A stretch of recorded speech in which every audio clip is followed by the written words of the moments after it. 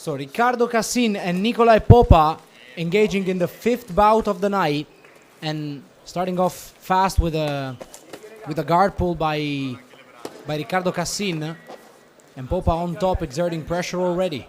This is what you need to do. If you're going to pull guard, you need to attack. You are basically saying, I'm content with not taking top position, and if you're content in not taking top position, it's because you've got to show us something from there. Not always a huge fan of just a leg being loose over the back, unless you are going to be looking for some sort of rubber guard or some sort of attack pattern from there, because that right leg currently is completely out of the fight. Now he's brought it back, and now we should see him be able to use that and actually... Oh, he's in on the leg!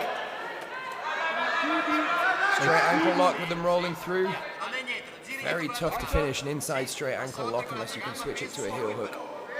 It was impressive how Popa jumped on the leg quickly. He was very quick to jump on the leg. As soon as he saw the opportunity for the leg, he got it. Okay, needs to be careful, and once he can lock up that knee line, he can then start to have a think about switching off to attacking the heel. This is one of the reasons jumping on leg locks might cost you. He's lost the top position as a result of this. We really here, we could see a repeat from the last match that we saw, where you've got one guy who's working hard and maybe not respecting the fact that we've got 10 minutes. Like everybody would love a quick finish. It's what everybody in the room wants to see. They want to see this excitement. They want to see entertainment. However, you've got to be able to bring it at 6 minutes, at 7 minutes, at 8 minutes, at 10 minutes. You know, you've got to be there for the whole match. Explain to me, Liam, on such a long fight, that's a 10-minute fight, what's the different type of effort that a guy that's trying to pass guard and a guy that's on bottom trying to retain guard are experiencing? What's the difference between trying to pass guard consistently and consistently trying to defend yourself and retain your guard and maybe attacking from the bottom? Well, there was no trying there from Cassin. He just jumped straight into it, and he's got a leg lock for his troubles. The guy on top, what you're looking for, you're looking to find your openings. You're looking to apply pressure. You want your opponent to be suffering underneath you, and you want your opponent to be reactive underneath you. And the way to do that is to apply strong pressure. We can see here, Popa on top, he's got head control, and he is applying pressure. Very physical young man here. And that pressure is going to create reactivity. It's going to create these big movements, these high energy expenditures. And they're just passing each other's guards here and regarding for fun. Like, what an entertaining match. Popa certainly seems like the heavier of the two, and the one who's better at exerting pressure from top.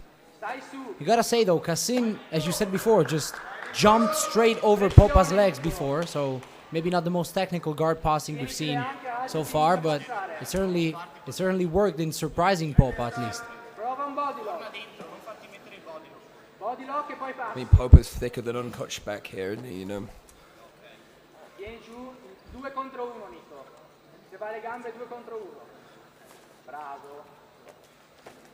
Popa's corner called for a 2-on-1 on the legs.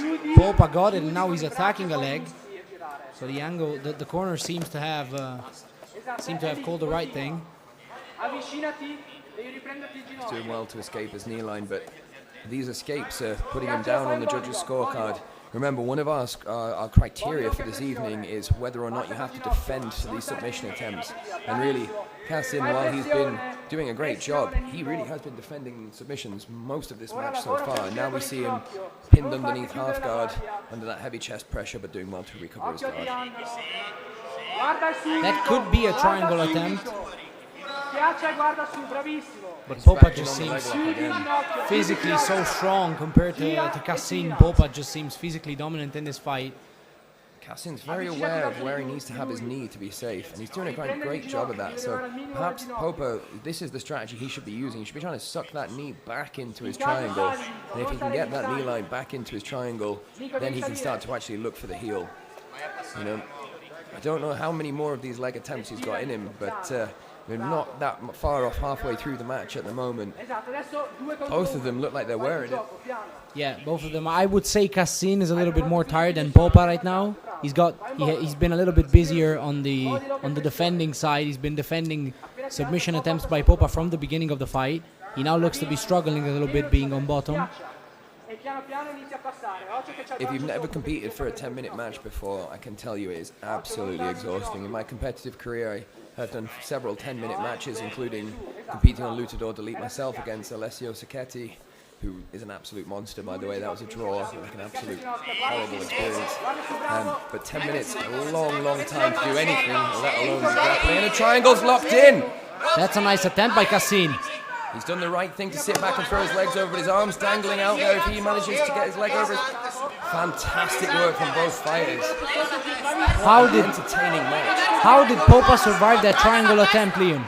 How did he find room to breathe? He was stuck on his back with a trapped triangle, and how did he find room to breathe? That was impressive. This is great, and actually it's a bit of a mirror image to the previous match that we saw, trading submission attempts, and a deep submission. And in the last match, when he had a deep triangle, or deep arm triangle in the last match in the scenario, what happened was we ended up seeing that fighter losing because he'd put a lot of effort in and then didn't have a whole lot left to give. So, if the last match is anything to say anything by, we might have Popa becoming the favorite here, but really, it looks to me like any fighter could win this at any moment. He has more than 5 minutes to work with, and as I said, Cassim seems to be tired, and certainly these triangles are getting looser and looser. Popa could make use of that. He's in on the knee bar. Cassin saying, have some leg locks of your own, lad. It just seems to me that Cassin has very mobile hips and knees, and he's always good at placing his knee in the right position so he can escape Popa's leg attempts. It's quite clever. If he's doing this on purpose, i.e. not reacting too much to let Popa crank hard on that leg, that's a max effort right there. And he's out. Okay, interesting. Both of these guys are going to be walking tomorrow like they've got gravel in their shoes after all these leg locks. Yeah, we were talking about max efforts, and certainly these two guys have had many max efforts in the fight, and you don't recover from a max effort, as you said. So both of them are sacrificing their conditioning and their potential output to try and finish the opponent, and that's exactly what the crowd wants to see. This is a very entertaining fight. Tell you what, give them 10 minutes to recover, put them back on again. Let's have a whole card of these guys. Exactly, yeah, I would agree. Okay, so this is a Kimura grip. This is called a figure 4 grip, Kimura grip. Popa's passed off it.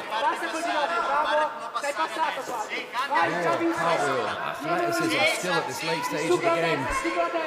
Nice passing by Popa, and as you said, it's impressive to see that even after all the submission attempts, he's still athletic enough and well-conditioned enough to try a cartwheel passing. That's impressive by Popa. This is my favorite armbar setup from the Turtle.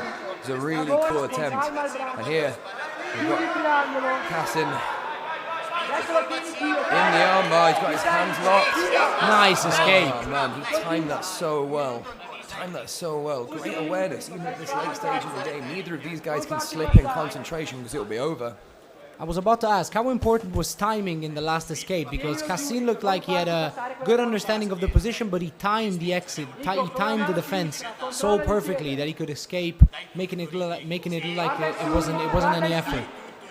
Yeah, I mean, that is something that shows a level. Like, if you are going to walk through the fire to escape from a submission, you have to be really confident because there's potential to take damage in any of these moments.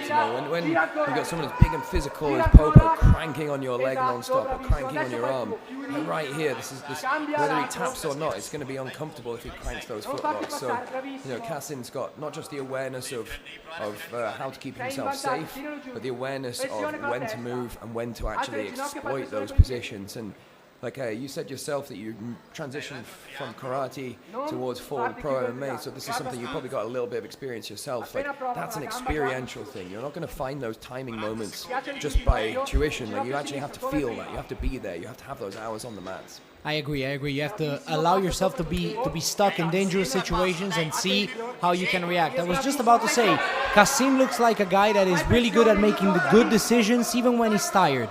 It looks like he just naturally makes good decisions, or he's well conditioned to make good decisions even when he's tired and his conditioning is starting to fade. Even though now he's stuck under Popa's mount, and that's certainly not a comfortable spot to be at. Absolutely, and if you were right at the end of the match, we hear that 10-second clapper, finishing and mounted, a great look for the judges. I tell you, whatever they're paying these judges tonight is probably not enough, because it's a harder job to judge these matches with the pace that they're putting on as it is to be in them. Fantastic work from both athletes. Take a bow, Un'altra boys. lotta serrata. They both deserve a big round of applause for the fight they put up. Vince, angolo rosso, Nicolae Popa! Yeah, I think it's the leg locks. Yeah, definitely the leg locks paid off. The attempts at the leg locks paid off, but this was definitely